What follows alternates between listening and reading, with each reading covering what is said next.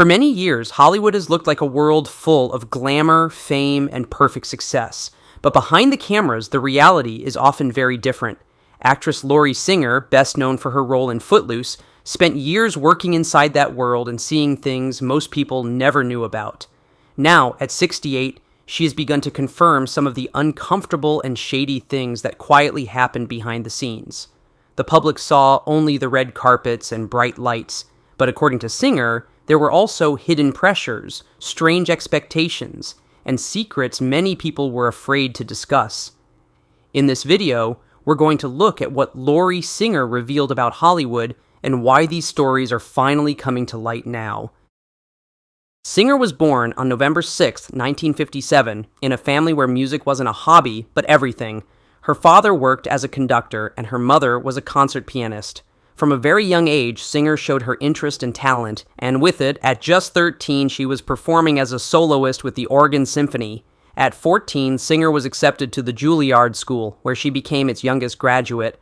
Around that time, in the summer of 1971, Singer and her fraternal twin brother, Gregory, attended a music camp in New York led by the young cellist Yo-Yo Ma, and after graduating from Juilliard, Singer also performed with the Western Washington University Symphony Orchestra. Lori Singer's first major acting break came with the television series Fame, and her casting was far from accidental.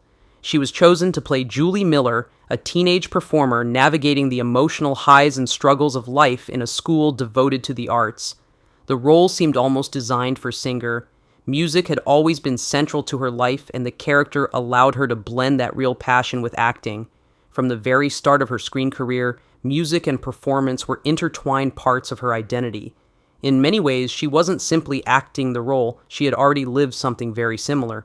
By the early 1980s, Fame had become a cultural phenomenon. Its story about young artists chasing their dreams resonated deeply with audiences. Singer fit naturally into that world because she truly understood it. In 1983, the show's success even took the cast overseas. They performed a live concert at London's famous Royal Albert Hall, a performance that was recorded and later released as an album. While touring the United Kingdom with the cast, Singer received unexpected news that would change her career. She had been chosen to play the female lead in a new film called Footloose. One moment she was performing on a historic London stage, and the next she was preparing to appear in what would soon become one of the most iconic films of the decade. When Footloose premiered in 1984, it quickly became a massive success. The year itself was packed with legendary releases like Ghostbusters, Indiana Jones and the Temple of Doom, The Terminator, and Gremlins. Yet Footloose still managed to stand among them, earning about $80 million at the box office from a modest $8 million budget and becoming the 7th highest-grossing film of the year. The soundtrack played a huge role in turning the film into a cultural phenomenon. Kenny Loggins' powerful title song dominated the airwaves, while Denise Williams' Let's Hear It for the Boy also climbed to the top of the charts. Both songs even received Academy Award nominations for Best Original Song, an unusual achievement for a single film. For many people, Footloose wasn't just a movie, it captured the spirit of the early 1980s. The music, the dancing, the fashion, and the constant rotation of its videos on MTV made it impossible to ignore. The soundtrack became a staple for countless fans, helping turn the film into a defining symbol of its era.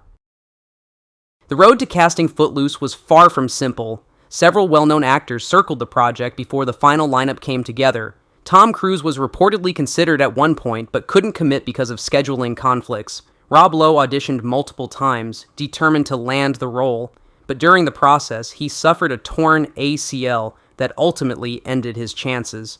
Meanwhile, Daryl Hannah was offered the female lead, but chose to step away from the project, deciding instead to appear in Splash.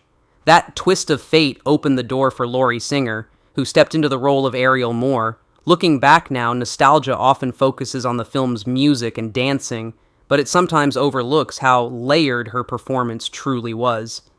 Ariel wasn't written as a simple love interest or a lighthearted side character. She was the troubled daughter of a strict preacher, caught between rebellion and the heavy expectations placed upon her.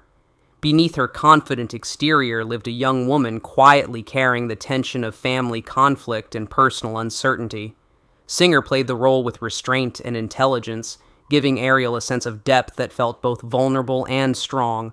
Her performance earned her the Show West Award for Breakthrough Performer of the Year. For a brief moment in the mid-1980s, her face appeared on magazine covers, and she stood right at the center of one of the decade's loudest cultural phenomena. The real question, though, is what that dazzling moment ultimately meant, and what came after it.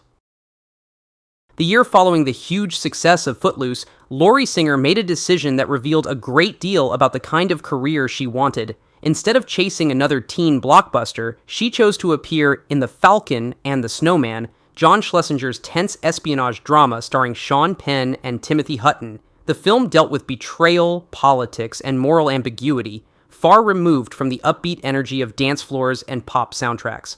It wasn't an easy or obvious follow-up, but it showed that Singer was interested in serious storytelling, rather than simply repeating a formula that had already worked.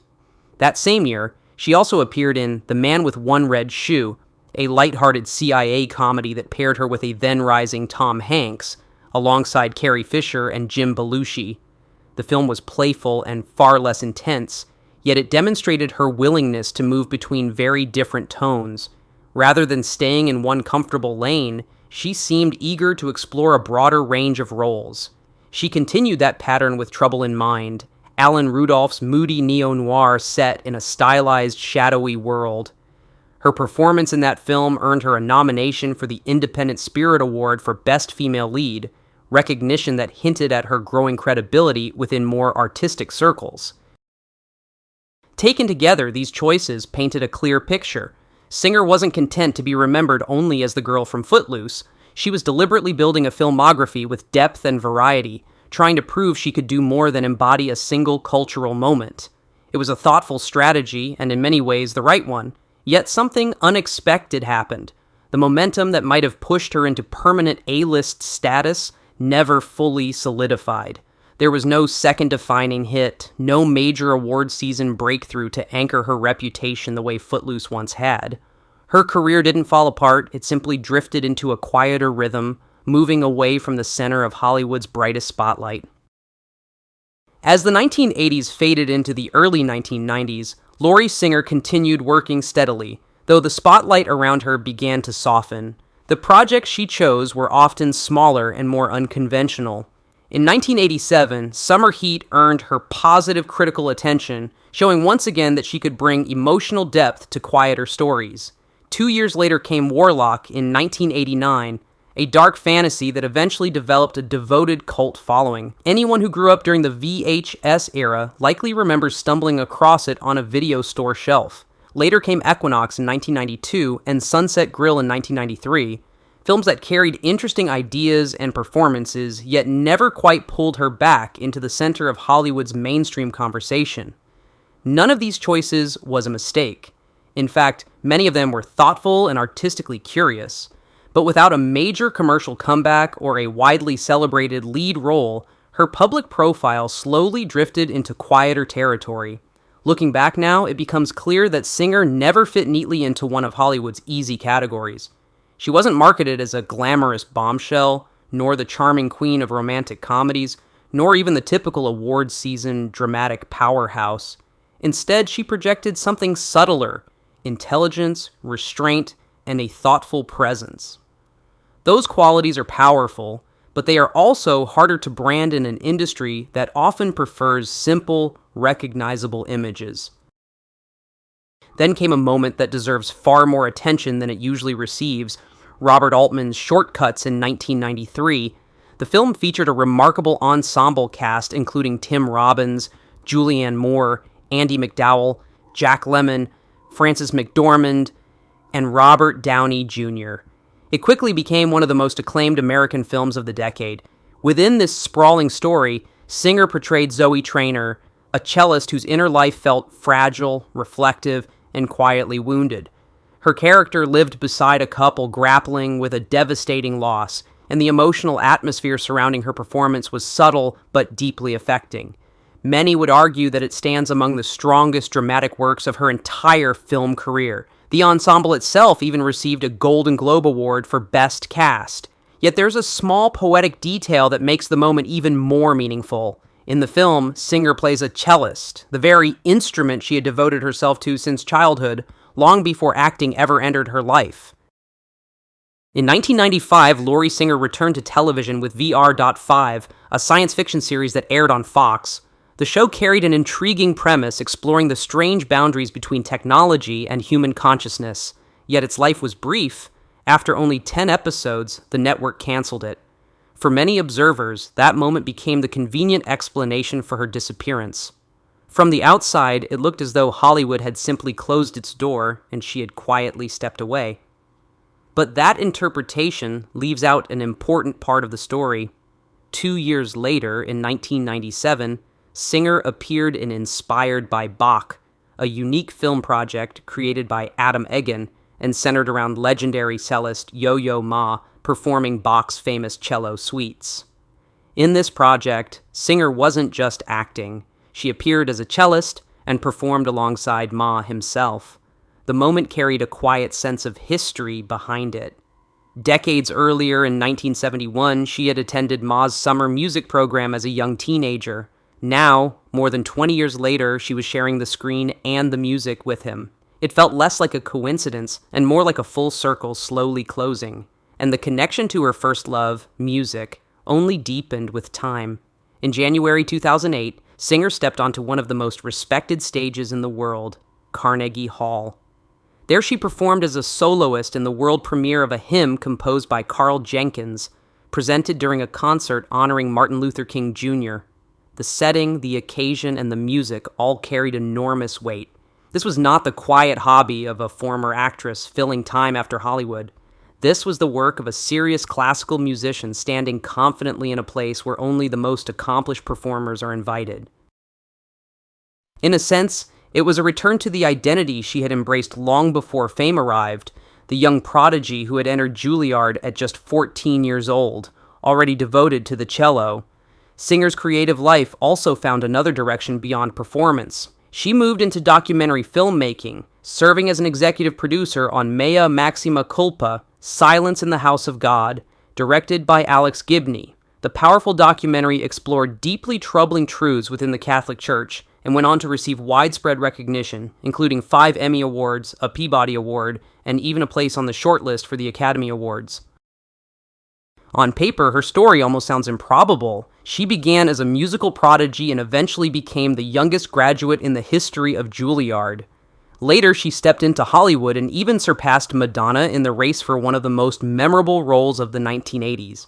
After Footloose, she proved she could handle deeper, more serious roles, earning respect for thoughtful performances and eventually delivering one of her strongest screen appearances in Robert Altman's acclaimed film, Shortcuts. In that film, she played a cellist, a role that seemed to mirror the life she had been living long before Hollywood ever noticed her. Yet the real story of her career is quieter and perhaps far more meaningful. Acting was never the ultimate destination. It was simply one chapter in a much longer journey shaped by music. The film industry, with all its noise and attention, was more of a temporary crossroads than a final home. The cello had always been there, long before the movie cameras arrived. It was there when she performed with the Oregon Symphony as a young teenager. It appeared again years later in Shortcuts, where her two worlds briefly merged on screen. It was there when she shared a performance with Yo-Yo Ma, and it was still there in 2008 when she stood on the stage of Carnegie Hall. Some performers spend their entire lives chasing the spotlight, but others, especially those who built their identity long before fame, eventually return to the place that first shaped them. For Laurie Singer, that place was never Hollywood. It was always music.